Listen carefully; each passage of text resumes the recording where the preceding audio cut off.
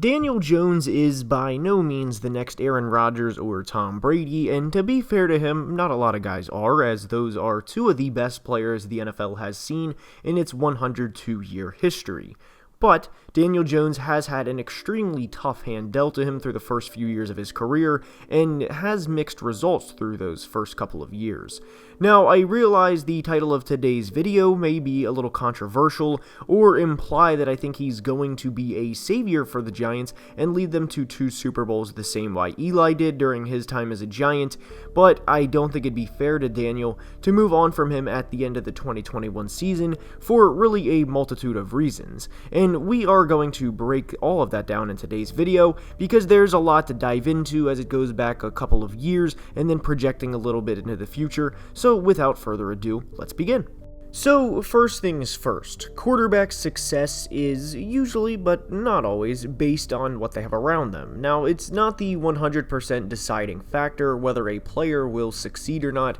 if they don't have good weapons around them, but having players like Amari Cooper, CeeDee Lamb, Ezekiel Elliott, and Tony Pollard, among others, certainly help a player like Dak Prescott and his development out. And that's not to discount Dak and his body of work, as much as it is acknowledging the ability and skill of the players and the talent around him. And when you look at the Giants' offense, and especially in 2021, the weapons, well, they are there on paper, but the old saying, the best ability is availability, certainly hits home with the 2021 New York Giants. In terms of getting your franchise quarterback, or at this point, hopeful franchise quarterback in Daniel's case, weapons, the Giants have done that to a degree, and I'll get more into that here shortly, but the point is a lot of quarterbacks and young quarterbacks at that, think Justin Fields or Zach Wilson, would be extremely appreciative of the weapons Daniel Jones has. But when you look at the players on this offense from a skill position standpoint, Saquon Barkley,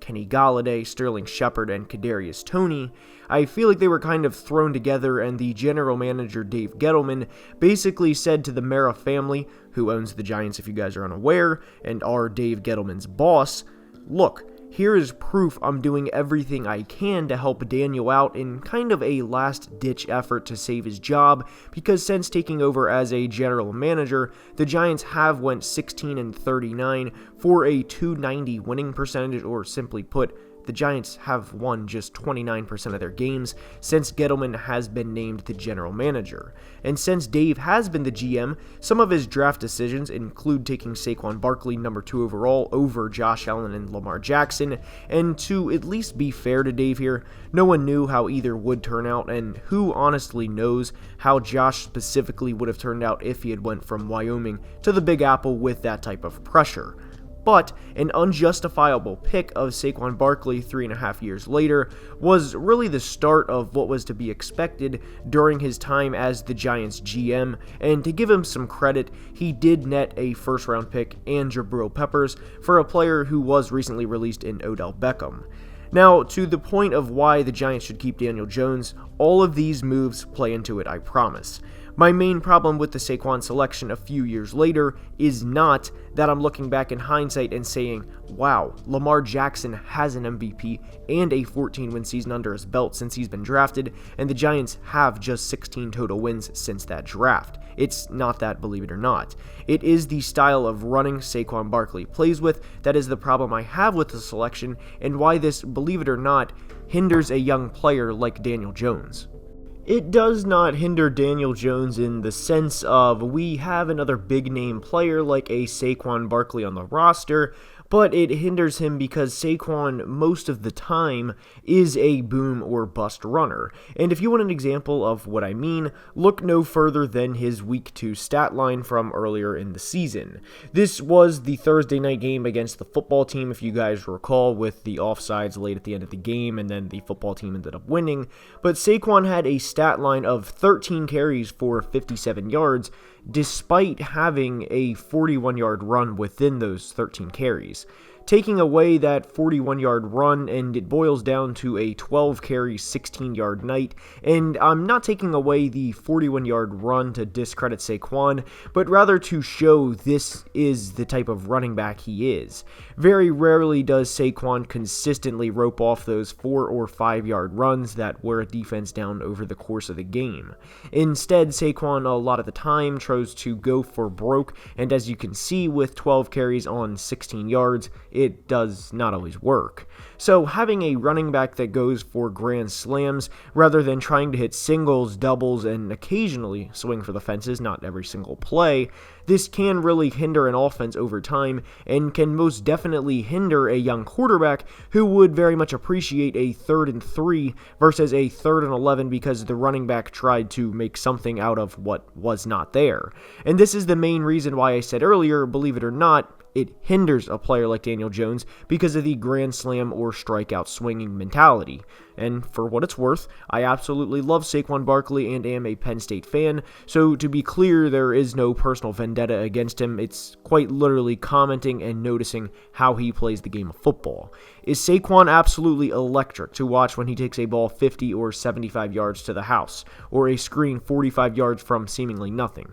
Yes, 100%, but like when you're at the casino, if you live by the jackpot, you also have to die by the jackpot because, let's all face it, guys, it won't hit every single time. And we are more than seeing that with Saquon in 2021. Now, he at times has shown to be the generational talent he was touted when he entered the 2018 draft, but there have been some negatives with him, and this is certainly one of them. And this isn't his fault as much as it is just dumb luck, but getting hurt hasn't helped Daniel Jones and the Giants either. Again, that's unfortunate luck, and you really can't control injuries like tearing an ACL or having an ankle rolled underneath of a defender a couple of years ago in Tampa. Those are really just unfortunate timing for Saquon and the Giants. There are a few other reasons as to why the Giants should stick with DJ aside from Saquon, and here we dive into them and the structure of the offense, and again it goes back to GM Dave Gettleman. In the draft this year, they traded back 9 spots from 11 to 20 and drafted Kadarius Toney, the receiver from Florida, so the Bears could get Justin Fields, and they also acquired another first-round pick. Now, that's not a bad haul, and they certainly made the most out of what was almost a very bad situation for them. They had a division rival trade up from pick 12 to 10. The Eagles jumped them in front of Dallas so they could get receiver Devontae Smith. Everyone knew the Giants wanted Devontae Smith, and instead of keeping that information inside the facility and inside headquarters leading up to the draft, it had leaked out to the point where a division rival got the player that you ultimately wanted for the next decade. Another reason why the Giants need to keep DJ is they signed receiver Kenny Golladay to a 4-year, $76 million deal, and there's really not much else to say than they way overpaid for a player, and this was Gettleman going back to the original point of where he can point a finger at his decisions and say to the Maras, look, I'm trying and here's what I've done. Now, I was not a fan of the Golladay signing, not because of the player, but because of the tremendous overpayment for him. Since 2017, Galladay's rookie year, he has just one season in which he played a full 16 games, and boy, what do you know, he's missed games in 2021, which really should not come as a surprise. Now, to clear something up from earlier in the video, I said it is unfortunate Saquon has had injuries in 3 of his 4 NFL seasons, and it is. And it is also unfortunate for Kenny, but you can't not say the decision to give him $76 million, with 40 of that being guaranteed, was a smart decision from the Giants' part, because to me at least, no matter how you slice it, it was not. And the difference here is, I mean, I could be wrong, but I don't think any NFL team is lining up to give Saquon Barkley and to offer him $76 million. Now, with Gettleman putting together this offense with players like Barkley, Golladay, and Toney, and I'm not including Sterling Shepard in this because he was not a Gettleman addition or draft pick, this to me was kind of like throwing a bunch of things on a dinner plate and seeing if it would work together. Kenny Golladay was a big-name free agent, yes, but look at his weaknesses as a football player, creating separation and getting open. This is nothing new, and it's something any NFL scout could have told you 2 years ago, even during what will probably prove to be the peak of his career when he went for 1,100 yards and 11 touchdowns. Daniel Jones needed someone that can create separation through the route running, like a Devontae Smith and not a Kenny Golladay. Now, I like Kenny the player, but I don't like paying $19 million per year. Granted, he won't get all of that, and then having a quarterback throw to him who needs a different style of player for him to be able to get up to his full potential. So, with all of this being said, the Giants have, in a lot of ways, failed Daniel Jones, and yes, there have been times where Daniel makes big mistakes. I'm not shying away from that,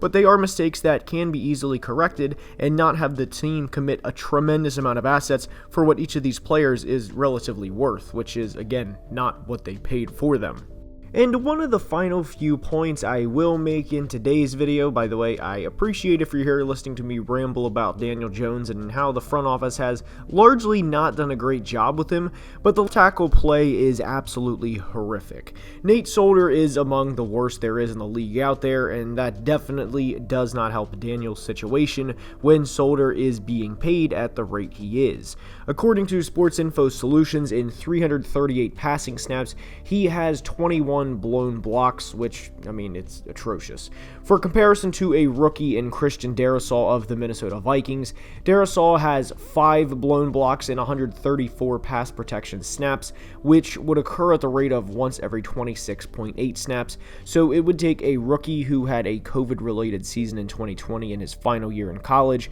nearly 600 snaps to equal what Solder has done so far, or should I say, has not done in 2021. So to say Solder has been bad would be an understatement for the Daniel and the Giants. And I chose Darrisaw at random here because, believe me, there are a lot better players I could have chosen to make Solder look even worse, but ultimately I did not. When you have a combination of a running back who has a "we're going to come home from Las Vegas" rich mentality, a receiver who will unfortunately prove to be a big free agent bust compared to what he was paid, and a left tackle who is bottom of the barrel bad, and a team that has had a lot of skill position players injured and frequently out at that in 2021,